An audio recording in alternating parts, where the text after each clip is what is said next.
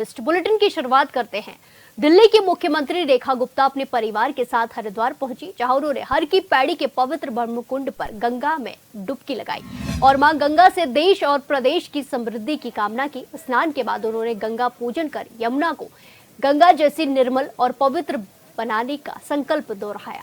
गंगा किनारे खड़े होकर सीएम रेखा गुप्ता ने कहा कि दिल्ली सरकार के 100 दिन विकास और संकल्प के रहे और अब लक्ष्य साफ है कि दिल्ली को स्वच्छ, सुरक्षित और सुशासित बनाना है। रेखा गुप्ता ने कहा कि 100 दिन का कार्यकाल राजधानी की राजनीति में एक नई शुरुआत की ओर इशारा करता है। उन्होंने हरिद्वार की धरती से पूरे देश को ये संदेश दिया है कि जन सेवा और पारदर्शिता के रास्ते पर दिल्ली की सरकार तेजी से आगे बढ़ रही है।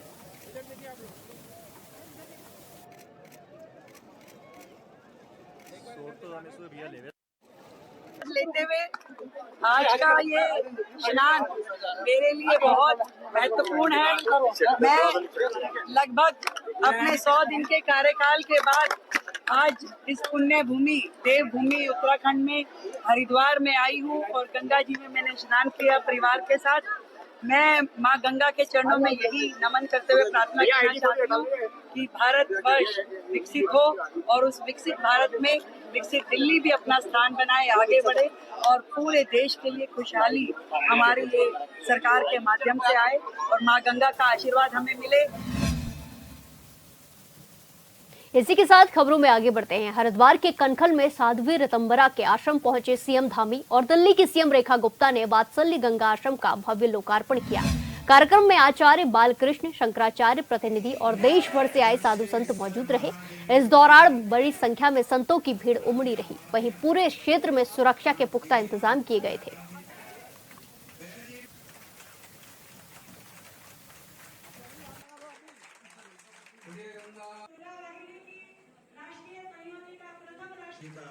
बहुत स्वागत संतों की ओर से। पुष्कर सिंह धामी जी उपस्थित हैं। अब हमारे मोहल्ले तो आप बैठो, मैं अभी प्लीज बैठ जाइए, सब बैठ जाइए, सब बैठ जाइए। भगवत सत्ता तक पहुंचा सकती है। और हमारे पूज्य चरण हरीश चेतनानंद जी महाराज कह रहे थे कि बहुत प्रिय है सबको सामान नागरिक संगीत रेखा खींच रहे। गंगा मैया की, दक्षेश्वर महादेव की। आप भी आओ, आप भी आओ। हाँ दीदी माँ, थोड़ा आप भी गए जी।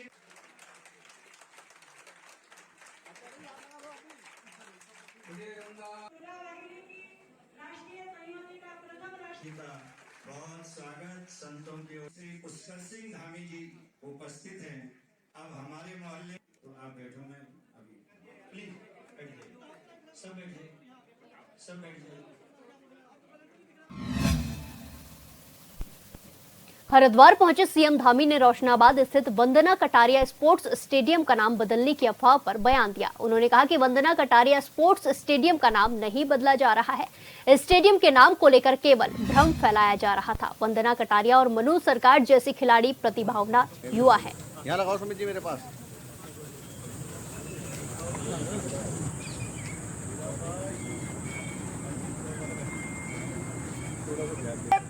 भ्रम की स्थिति है। वंदना कटारिया और हमारे मनोज सरकार ऐसे लोग जिन्होंने हमारे बड़े प्रतिभावान युवा हैं, इन्होंने बहुत अच्छा काम किया है, तो उनकी नाम राज्य के अंदर लगातार जाना चाहिए। युवाओं के लिए, अन्य लोगों के लिए, खेल प्रेमियों के लिए हमेशा उनकी प्रेरणा बनी रहनी चाहिए। इसलिए कोई नाम परिवर्तन जैसा कोई विषय नहीं है। कि बेगानी शादी में अब्दुल्ला दीवाना कांग्रेस के लोगों के पास यही रह गया है, क्योंकि जहां मुख्यमंत्री जी कोई अच्छा काम करते हैं तो उसमें कहते हैं कि हमारे प्रस्ताव पर हुआ।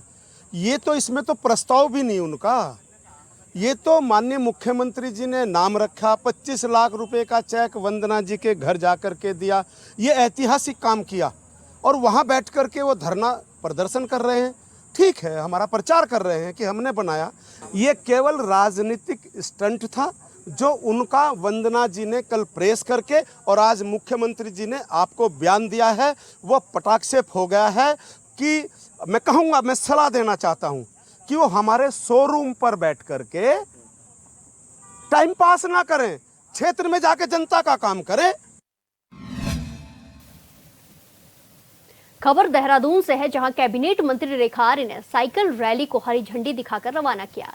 रैली पवेलियन ग्राउंड से शुरू होकर NHIVH के गेट से होते हुए वापस पवेलियन ग्राउंड में समाप्त हुई। इस मौके पर खेल मंत्री रेखा आर्य ने कहा कि सैन्य भूमि उत्तराखंड को खेल भूमि बनाने का उनका सपना तब पूरा होगा जब यहां हर घर से एक खिलाड़ी निकलेगा। रेखा आर्य ने आगे कहा कि प्रदेश के गांव-गांव और छोटे कस्बों में खेल मैदान और मिनी स्टेडियम बनाने के पीछे यही संकल्प है। आगे मंत्री ने कहा कि जिस तरह उत्तराखंड में घर घर से सैनिक निकलते आ रहे हैं, ठीक उसी तरह से हर घर, गांव, गली में खेलों में चैंपियन पैदा हो। खेल मंत्री ने आम लोगों से आह्वान किया है कि वो साइकिलिंग को अपनी दिनचर्या का हिस्सा बनाएंगे। उन्होंने प्रतिभागियों को फिटनेस और अवेयरनेस की शपथ भी दिलाई।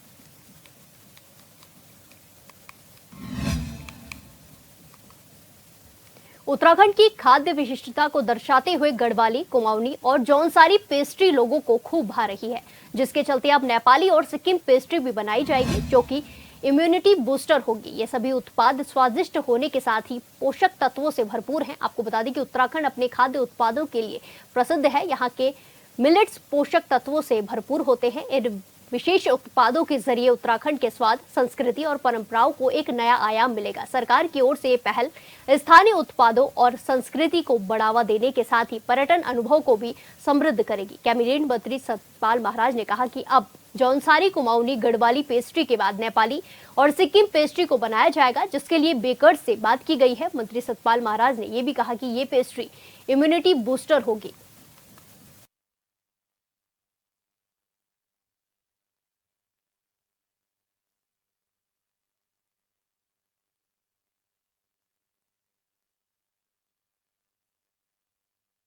उनके बेकर्स को लेकर के Garhwali pastry, Kumaoni pastry, Jaunsari pastry को बना करके तैयार करवाया है। काफ़ी पॉपुलर ये पेस्ट्रीज हो गई हैं। अब हम इसमें वृद्धि करना चाहते हैं कि इसके बाद हम टिबेटन पेस्ट्री, नेपाली पेस्ट्री और सिक्किमी पेस्ट्री को हम लाना चाहते हैं। इसके साथ साथ हम चाहते हैं कि ऐसी भी पेस्ट्री बने जो इम्यूनिटी बूस्टर हों। जैसे सीबकथॉर्न होता है, उसके अंदर काफ़ी इम्यूनिटी होती है, तो ऐसी पेस्ट्री भी हम बनाना चाहते हैं कि इस कोरोना के युग में आप खाएंगे तो आपकी इम्यूनिटी बूस्ट करेगी। जड़ी बूटियों की भी पेस्ट्री हम चाहते हैं जिसके अंदर गोजी बेरी हो और सीबकथॉर्न इसका उपयोग किया जाए। तो इसके लिए हम लोग पूरी तरीके से प्रयासरत हैं। आने वाले समय में आप देखेंगे कि आपको नेपाली, टिबेटन और सिक्किमी पेस्ट्री खाने को मिलेगी।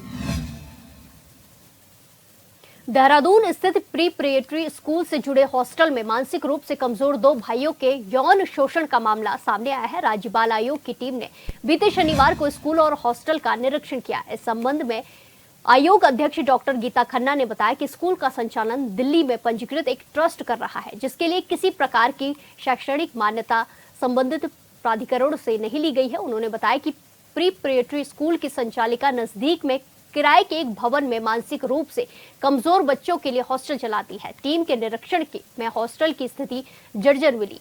वहां किसी भी प्रकार के सुरक्षा मानकों का पालन नहीं किया जा रहा था और न ही उसके संचालन के लिए कोई वैधानिक अनुमति ली गई थी। डॉक्टर खन्ना ने बताया कि फिलहाल स्कूल को बंद कर दिया गया है। बाल कल्याण समिति और संबंधित विभागों की निगरानी में इस पूरे प्रकरण की गहनता से जांच जारी है। कल सोमवार को वहां पढ़ रहे अन्य 15 बच्चों से समिति बातचीत करेगी।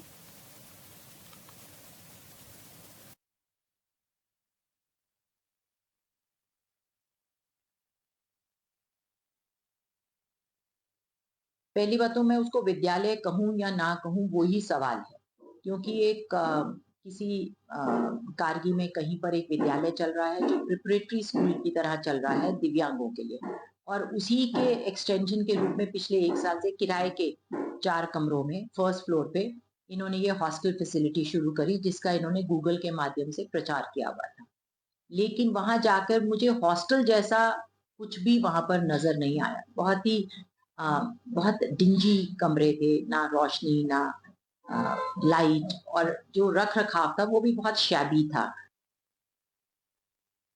खबर आपको देहरादून से बताई जा रही है, जहां मानसिक रूप से विक्षिप्त बच्चों का यौन उत्पीड़न का मामला सामने आया है, जिसके बाद बाल आयोग की टीम ने इसका संज्ञान लिया और वहां अधिकारी पहुंचे और मामले की जांच पड़ताल की गई है। स्कूल पर कई सारे गंभीर सवाल खड़े किए जा रहे हैं। कल अन्य बच्चों से भी बातचीत करने की खबर सामने आई है। ऐसे में देखना होगा कि जांच पड़ताल में क्या कुछ निकलकर सामने आता है। स्कूल के हॉस्टल का ये पूरा मामला है, जहां 2 बच्चों के साथ यौन उत्पीड़न का मामला सामने आया है, खबर सामने आई है, जिसके बाद बाल आयोग की टीम भी मौके पर पहुंची और स्कूल का निरीक्षण किया गया। इसी के साथ साथ हॉस्टल का भी निरीक्षण किया गया। आगे टीम बाकी बच्चों से भी बातचीत करने की बात कह रही है। ऐसे में देखना होगा कि मामले में क्या कुछ निकलकर सामने आता है। देहरादून से हम आपको खबर बता रहे हैं, जहां एक प्रीपरेटरी स्कूल के ऊपर गंभीर आरोप लगे हैं, जहां मानसिक रूप से विक्षिप्त बच्चों के साथ यौन उत्पीड़न का मामला सामने आया है, जिसके चलते बाल आयोग की टीम भी मौके पर पहुंची और जांच पड़ताल की गई स्कूल का। इसी के साथ साथ हॉस्टल का भी निरीक्षण किया गया। बात सामने आई है कि हॉस्टल को एक किराए के मकान पर चलाया जा रहा है। इस खबर पर ज्यादा जानकारी के साथ सीधे जुड़ेंगे संवाददाता अमित रतूड़ी से। अमित, जिस तरीके का ये पूरा मामला सामने आया है, स्कूल के ऊपर गंभीर आरोप लगाए जा रहे हैं, क्या कुछ देखने को मिल रहा है? देखिए, आपको बताऊं कि प्री प्राइमरी स्कूल है कि जो 2 भाई जो कि दिव्यांग थे और बात करें तो वहाँ पे वो अध्ययनरत थे, पढ़ाई करते थे और हॉस्टल में ही रहते थे। बीते हम बात करें अप्रैल माह में वहाँ पे उनको एडमिशन दिया गया था। जिसके बाद अगर हम बात करें तो वहाँ पर जो व्यक्ति वहाँ पर कर्मचारी था, 21 साल का, करीब वाराणसी का रहने वाला है, वो उसके ऊपर आरोप लगे हैं कि उसने इन दोनों जो भाई थे इनका शारीरिक शोषण किया। साथ ही साथ उनके साथ अगर हम बात करें तो उनको प्रताड़ित भी, मानसिक रूप से प्रताड़ित भी किया है। जिसको मामले का संज्ञान जब बाल आयोग को पता चला तो उन्होंने इस स्कूल का निरीक्षण करते हुए इसमें कई सारी अनियमितताएं पाई गई। अगर बात करें हम तो स्कूल जो है 2 कमरों में चल रहा था ये, जिसको लेकर ना तो उसके एनओसी थी, साथ ही साथ उसमें अन्य भी कई अनियमितताएं पाई गई थी, जिस पर बाल आयोग के अध्यक्ष ने जो है इस स्कूल पर जो है कार्रवाई करते हुए इस स्कूल को बंद करने का जो है निर्देश दिए गए हैं। और साथ ही साथ जो जिलाधिकारी देहरादून है उनको पत्र के माध्यम से इस तरीके के जो स्कूल्स हैं जहाँ पर जो बोर्डिंग स्कूल हैं या फिर जो छात्रावास यहाँ पर जो बच्चे हैं वो रहते हैं, वहाँ पर उन स्कूलों का अध्ययन करने के साथ साथ वहाँ पर जाँच करने के लिए कहा गया है प्रशासन को कि वहाँ पर जाकर बात करें लोगों से, जो वहाँ पर अध्यापक हैं या फिर जो वहाँ पे बच्चे हैं उनसे बात करके जानकारी प्राप्त करें कि किस तरीके से वहाँ पर कोई अन्य गतिविधियां तो नहीं होती हैं या छात्रों को प्रताड़ित तो नहीं किया जाता है। अगर हम प्री प्रिपरेटरी स्कूल की बात करें तो इसको चूंकि पूरा तरीके से इसकी जो एनओसी नहीं थी उसको बंद कर दिया गया है। साथ ही साथ पुलिस ने जो है संबंधित धाराओं में जो व्यक्ति था जो बनारस का रहने वाला था उसके ऊपर जो है मुकदमा दर्ज कर लिया गया है। और दूसरी तरफ अगर हम बात करें तो कल जो है आयोग की टीम 15 अन्य बच्चों से मुलाकात कर, जिस तरीके से यहाँ पे बताया गया है कि स्कूल को बंद कर दिया गया है, ऐसे में जो हॉस्टल है जिस पर ये वारदात हुई है, जिसमें से ये पूरी खबर सामने आई है, हॉस्टल के ऊपर क्या कुछ कार्रवाई की गई है? और अगर हॉस्टल को बंद किया गया तो वहाँ के जो बच्चे थे उन्हें घर में भेज दिया गया है, क्या कुछ जानकारी? देखिए, जो हॉस्टल है जिसमें ये बच्चे जिस हॉस्टल में ये 2 जो पीड़ित बच्चे हैं जो सगे भाई थे, ये चूंकि इनको तो घर भेज दिया गया है। साथ ही साथ जो अन्य बच्चे हैं वो अभी वहीं पर हैं, मौजूद हैं, दूसरी जगह पर हैं, उनको जो है शिफ्ट किया गया है। तो अब कल जो है आयोग की टीम, बाल आयोग की टीम उन अन्य जो 15 जो बच्चे हैं जो इस हॉस्टल में रहते थे उनके साथ वार्ता करेगी और पता करेगी किस तरीके से यहाँ पर अन्य जो गतिविधियां होती थी, चलती थी या फिर अन्य किसी और छात्रों के साथ तो इस तरीके की वारदात नहीं की गई है। तो अब देखने वाली बात ये होगी कि कल जो बाल आयोग की टीम किस तरीके से इसका निरीक्षण करती है और उन लोगों से बात करने के बाद ही पता चल पाएगा कि पूरे मामले में अन्य जो छात्र हैं उनका क्या कहना है। जी बिल्कुल, हमें देखना होगा क्या कुछ निकलकर सामने आता है। धन्यवाद हमारे साथ जानकारी साझा करने के लिए। अब वक्त एक छोटे से ब्रेक का, फिर लौटेंगे कुछ खबरों के साथ, बने रहिए हमारे साथ।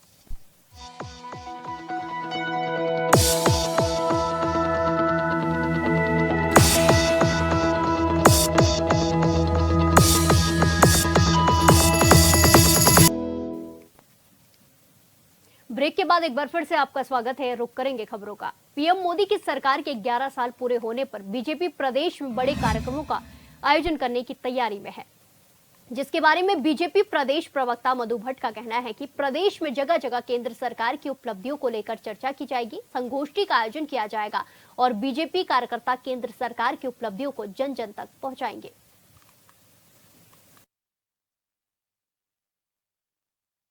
माननीय प्रधानमंत्री जी के कुशल नेतृत्व में जिस प्रकार से ऐतिहासिक कार्य हुए हैं और वसुधैव कुटुंबकम की भावना से संपूर्ण विश्व एक सूत्र में बांधने का जो उन्होंने प्रयास किया है, माननीय प्रधानमंत्री जी के कार्यकाल के अनेकों ऐसे ऐतिहासिक कार्य हैं, उनकी उपलब्धियां हैं, उसको लेकर बिल्कुल जनता के बीच में अनेकों जो हमारी जो विकास की योजनाएं हैं उनको लेकर जनता के बीच में जाएंगे और अनेकों कार्यक्रम के माध्यम से जो एक सेवा सुशासन की जो भावना होती है, सबका साथ सबका विकास और सबका विश्वास के साथ लेकर हम पूरे भारतवर्ष में पूरे अनेकों जगह हम जो है संपूर्ण एक सूत्र में पिरोने का जो माननीय प्रधानमंत्री जी ने जो कार्य किया पूरे विश्व को लेकर, उसमें योजनाओं को लेकर हम कार्यक्रम करेंगे जनता के बीच में और सेवा के भाव से बहुत सारी जो हमारी योजनाएं हैं उनके विकास को लेकर अनेकों जो और आगामी योजनाएं बनने जा रही हैं।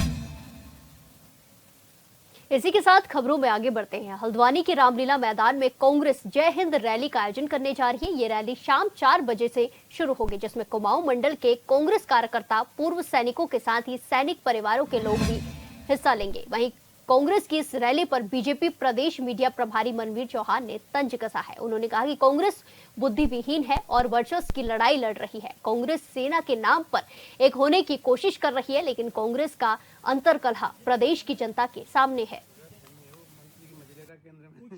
हमारे पास 20-25 सीट आ जाएंगी।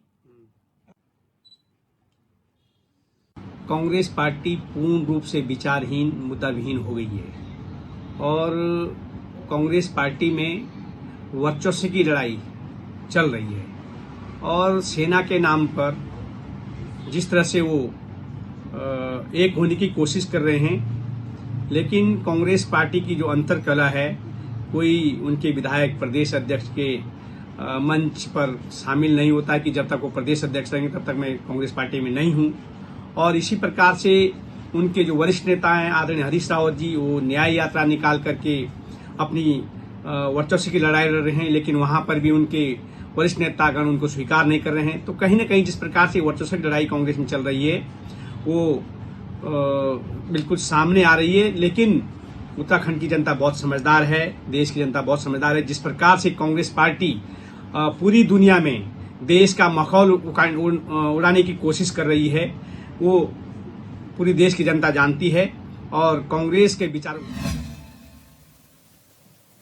जय कंडोलिया पौड़ी महोत्सव 2025 का रंगारंग कार्यक्रमों के साथ शुभारंभ हो गया है। महोत्सव का उद्घाटन मुख्य अतिथि के रूप में उपस्थित विधायक राजकुमार पौड़ी ने नगर पालिका अध्यक्ष हिमानी नेगी के साथ संयुक्त रूप से किया। इस मौके पर स्कूली बच्चों की ओर से प्रस्तुति दी गई। वहीं मनमोहक झांकियां दर्शकों के आकर्षण का केंद्र रही।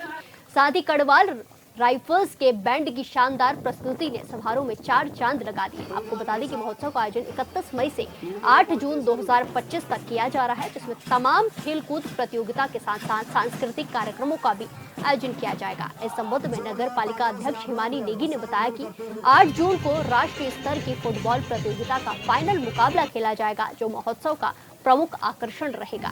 वहीं विधायक राजकुमार पौड़ी ने इस महोत्सव को राज्य स्तरीय स्वरूप देने की बात कही है और क्षेत्रवासियों से अनुरोध किया है कि वो बढ़ चढ़कर महोत्सव की सभी गतिविधियों में भाग लें।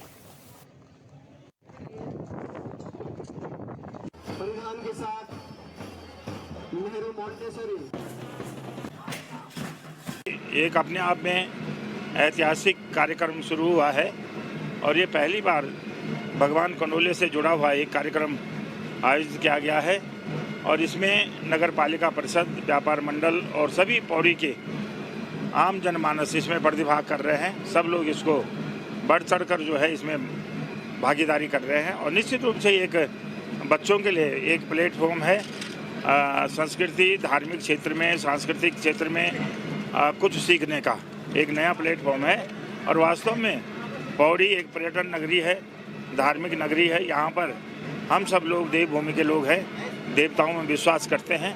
तो निश्चित रूप से ये कार्यक्रम जय कंडोलिया पौड़ी महोत्सव के नाम से रखा गया है।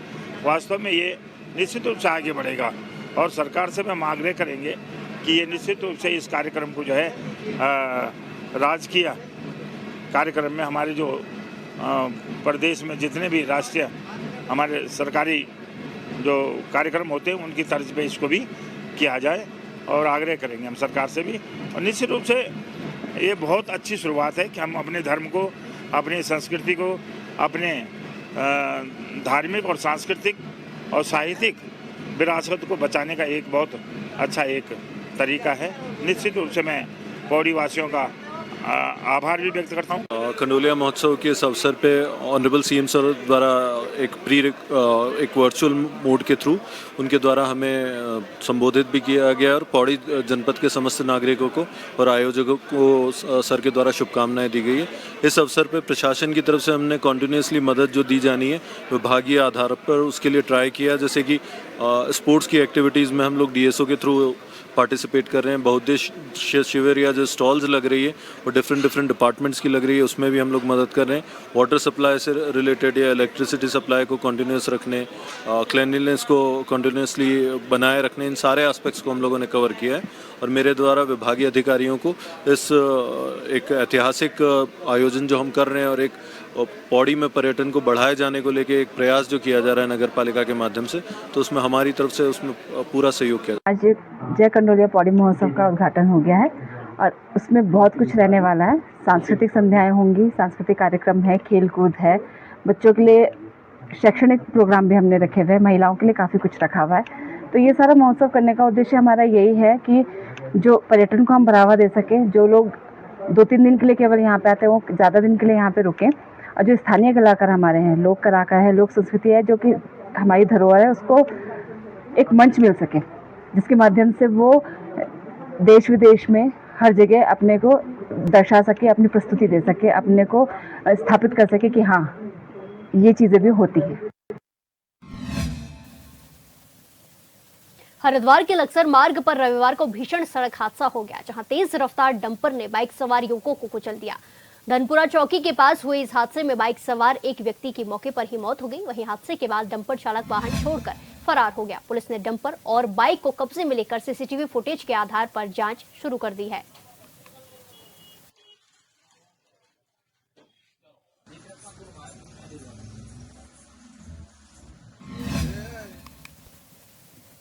इसी के साथ खबरों में आगे बढ़ते हैं। लक्सर और खानपुर के खतर इलाकों में एक बार फिर बाढ़ का खतरा मंडराने लगा है। वजह है मानसून सत्र की आहट और गंगा और सोलानी नदियों के जर्जर तटबंध। बताया जा रहा है कि इस बार भी अगर भारी बारिश हुई तो नदियों का पानी खेतों और गांवों में तबाही मचा सकता है। 2 साल पहले भी पहाड़ी इलाकों में हुई भारी बारिश ने इन क्षेत्रों में भीषण बाढ़ आई थी, जिसमें करोड़ों की फसलें तबाह हो गई थी और कई लोगों की जान भी चली गई थी। फिलहाल तटबंधों की मुकम्मल मरम्मत न हो पाने से ग्रामीणों में बाढ़ का डर लगातार बना हुआ है। हालांकि प्रशासन अपनी तैयारियों के दावे तो कर रहा है। एसडीएम सौरभ असवाल का कहना है कि मानसून सत्र को ध्यान में रखते हुए बाढ़ से निपटने की तमाम तैयारियां कर ली गई हैं।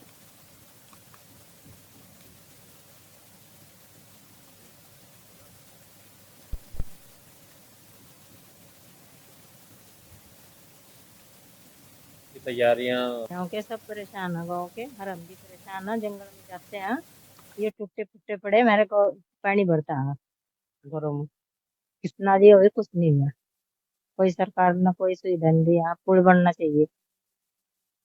हम तो यही कहेंगे कि कुछ सुधार होना चाहिए इसका। डूब फिर के जाओ मेहनत करन इन गई मारा जंगल और कहा जाएंगे फिर घर रहे बुझते नहीं। मानसून सत्र की तैयारियां हमने लगभग पूरी हो चुकी है। इसमें सिंचाई विभाग को ये निर्देशित किया गया था कि वो अपने जो सेंसिटिव पॉइंट है, जो तटबंध है, जहाँ से पानी अंदर आने का खतरा रहता है, उनका निरीक्षण कर ले और अगर कहीं पे कुछ निर्माण कार्य या कुछ सुरक्षात्मक कार्य करने की जरूरत है तो उसको पूरा करें।